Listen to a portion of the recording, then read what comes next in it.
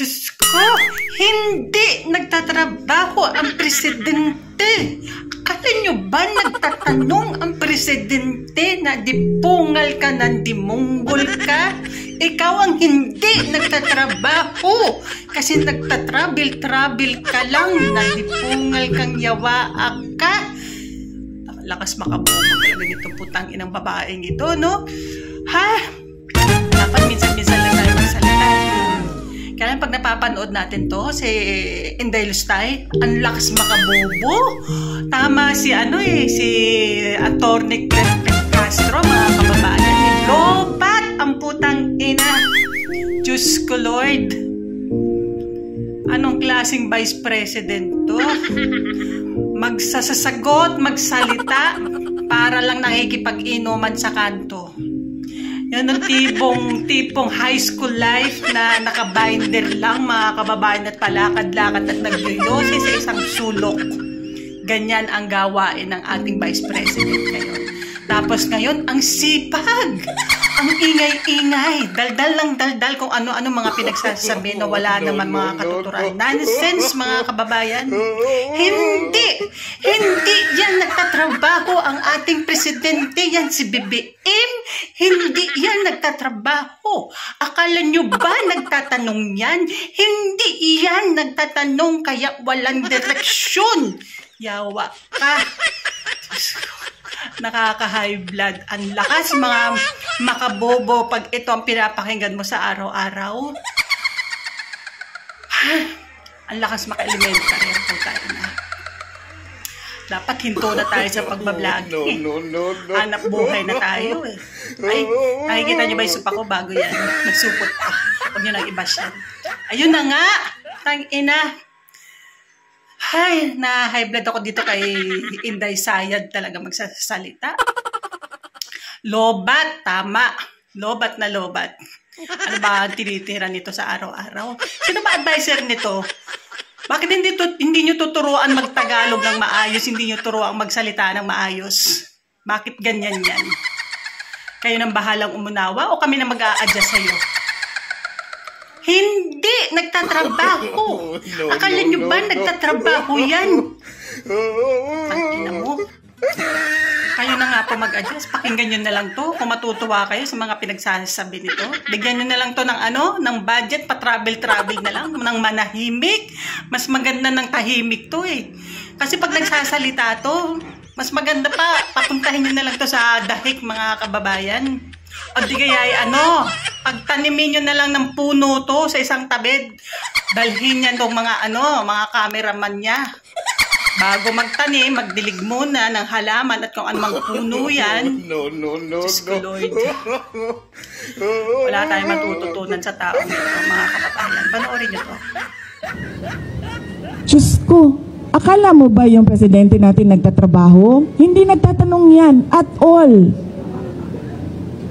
Hindi, I swear to the flag, si BBM, hindi yan siya nagtatanong ng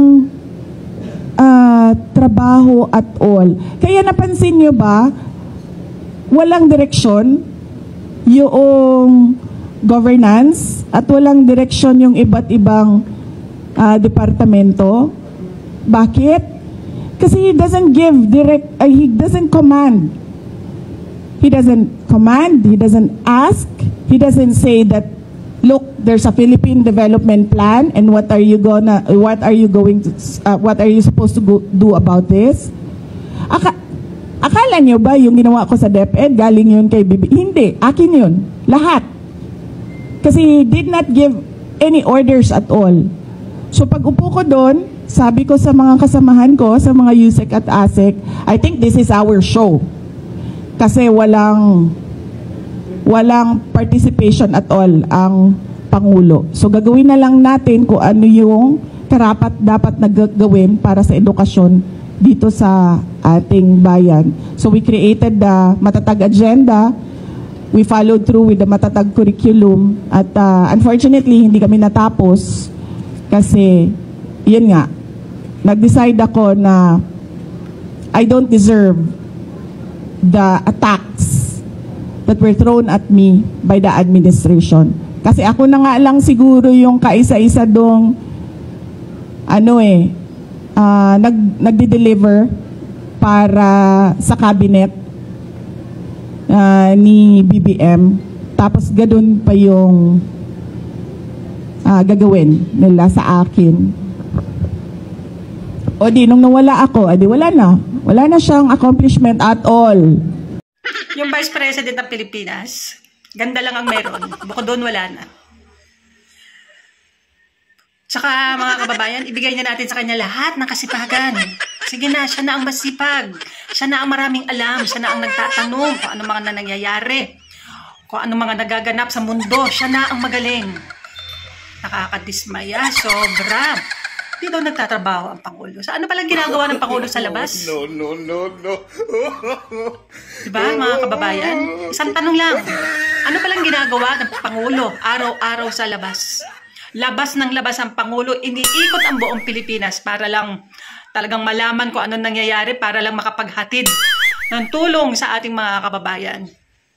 Ay ang ating Vice President, anong ginagawa? Siya na nagsabi, wala siyang alam sa nangyayari sa Pilipinas dahil magkaiba ang time zone. Siya daw ay tulog na tulog. Ang Pilipinas daw ay tulog, siya daw ay gising na gising. So wala daw siyang alam sa nangyayari dito sa Pilipinas. So, anong dinadakdak mo ngayon? Dahil wala kang alam. Wala kang alam. Ina ka. Sige, tuloy tayo. Tuloy.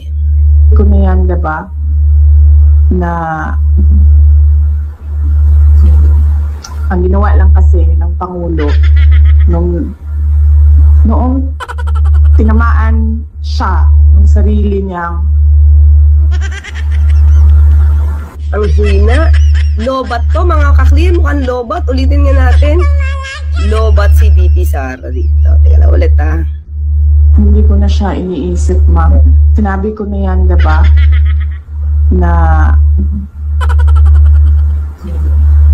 Tagal mag-isip ni VP Sara. ang ginawa lang kasi ng Pangulo noong Ano? Ano? tinamaan siya ng sarili niyang Ano? speech. Hindi ko kasi alam. Siguro nag-iisip pa siya ng sagot. Patawarin nyo na.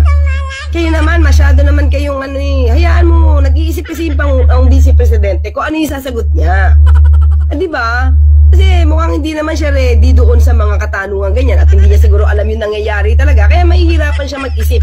Loading. O, diba? Diba call 45? O, diba? Sabaw. Hindi alam ni Tambalukring ang totoong balita na siya ang may tama. Yun na mga kaklir. Diba?